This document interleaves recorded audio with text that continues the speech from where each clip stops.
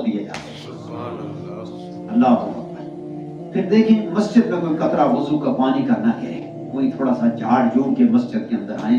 और फिर जब अगर कोई आदमी 2 रकात नमाज तहियतुल वजू पढ़ लेता है तो फिर चलता जमीन पे है, आसमानों पर उसकी कदमों की आवाज आती है। बिलाल से पूछा गया, मैं आज भी ये हदीस पढ़ रहा था सुबह, बिलाल क्या बात है कि आसमानों पर, मैं अर्श पर तो आ गया कि तेरे कदमों की आवाज आई। या रसूल अल्लाह, और तो कोई काम नहीं, बल्कि मैं जब वजू करता हूँ तो फिर इस तरह से कुछ ना कुछ नमाज पढ़ लेता हूँ। तो वहां से उलमा ने अखज़ किया कि तहियतुल वजू, अगर टाइम नहीं है तो 4 सुन्नतें आप पढ़ते हैं तो उसमें भी तहियतुल वजू की आप नियत जो है वो कर सकते हैं।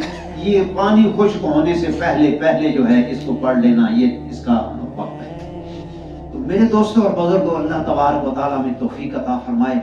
घरों में भी आप सिखलाएं, माँ बहनों को भी, अपने घर वालों को भी, बच्चियों को भी।